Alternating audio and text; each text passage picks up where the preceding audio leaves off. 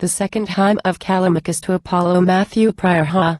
How the laurel, great Apollo's tree, and all the cavern shakes. Far off, the man that is unhallowed, for the God approaches. Hark! He knocks.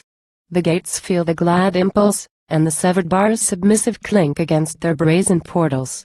Why do the Deline palms incline their bows, self-moved, and hovering swans, their throats released from native silence, carol sounds harmonious?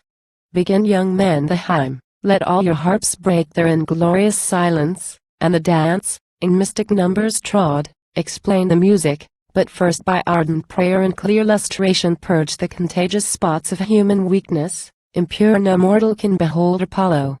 So may ye flourish favored by the god, in youth with happy nuptials, and in age with silver hairs, and fair descent of children.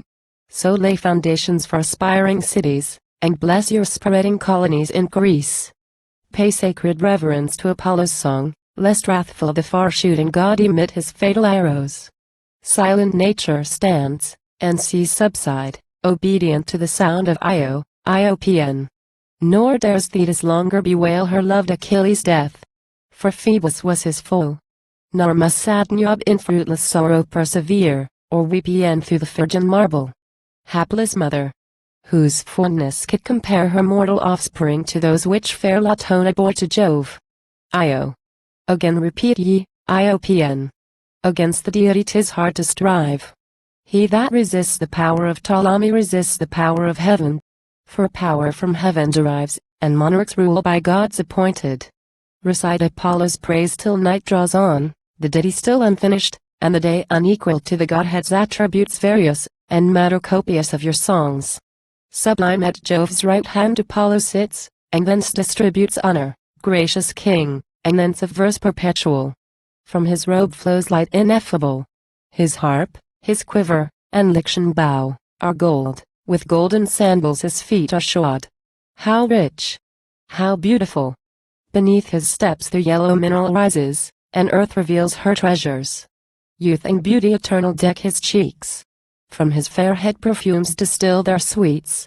And cheerful health, his duteous handmaid, through the air improved, with lavish hand diffuses scents ambrosial. The spearman's arm, by thee, great God, directed, sends forth a certain wound. The laureled bard, inspired by thee, composes verse immortal. Taught by thy art divine, the sage physician eludes the urn, and chains or exiles death. Thee, Nomian, we adore, for that from heaven descending, thou on fair Amphisus banks didst guard Admetus herds. Sithence the vow produced an ampler store of milk. The she-goat, not without pain, dragged her distended udder. And ewes, that erst brought forth but single lambs, now dropped their twofold burdens. Bless the cattle on which Apollo cast his favoring eye. But, Phoebus, thou to man beneficent delightest in building cities. Bright Diana, kind sister to thy infant deity, new-weaned, and just arising from the cradle, brought hunted wild goats' heads and branching antlers of stags, the fruit and honor of her toil. These with discerning hand thou knewest to range, young as thou wast, and in a well-framed models, with emblematic skill and mystic ardor, thou show single quote DST where towers or battlements should rise, where gates should open, or where walls should compass. While from thy childish pastime, man received the future strength and ornament of nations. Battus, our great progenitor, now touched the Libyan strand, when the foreboding crow flew on the right before the people, marking the country destined the auspicious seat of future kings, and favor of the god, whose oath is sure, and promise stands eternal. Or Bodromian hearest thou pleased, or Clarion Phoebus, great king? For different are thy names, as thy kind hand has founded many cities, or dealt benign thy various gifts to man. Carnian let me call thee, for my country calls thee Carnian. The fair colony thrice by thy gracious guidance was transported ere settled in Kyrene. There we appointed thy annual feasts, kind God, and blessed thy altars, smoking with hecatombs of slaughtered bulls, as Carnus, thy high priest and favored friend, had erst ordained. And with mysterious rites our great forefathers taught their sons to worship, Io. Carnian Phoebus. Iopn. The yellow crocus there, and fair Narcissus, reserve the honors of their winter store to deck thy temple, till returning spring diffuses nature's various pride, and flowers innumerable, by the soft southwest opened, and gathered by religious hands, rebound their sweets from this odoriferous pavement. Perpetual fires shine hallowed on thy altars, when annual Vicarnian feast is held, the warlike Libyans clad in armor lead the dance. With clanging swords and shields they beat the dreadful measure, in the chorus join their women, brown, but beautiful, such rites to thee well-pleasing. None had yet thy votaries, from Greece transplanted, touched Kiring's banks, and lands determined for their last abodes, but wandered through Azil's horrid forest dispersed, when from Myrtus's craggy brow, fond of the maid, auspicious to the city which must hereafter bear her favored name, thou gracious deigndest to let the fair one view her typic people.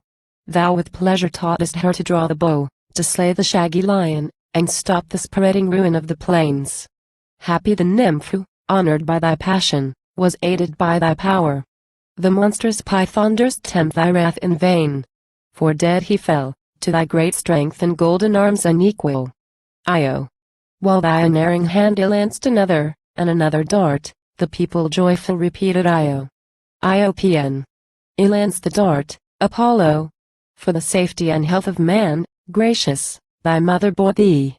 Envy, thy latest foe, suggested thus, like thee I am a power immortal, therefore to thee dare speak.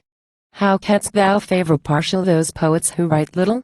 Vast and great is what I love, the far extended ocean to a small rivulet I prefer.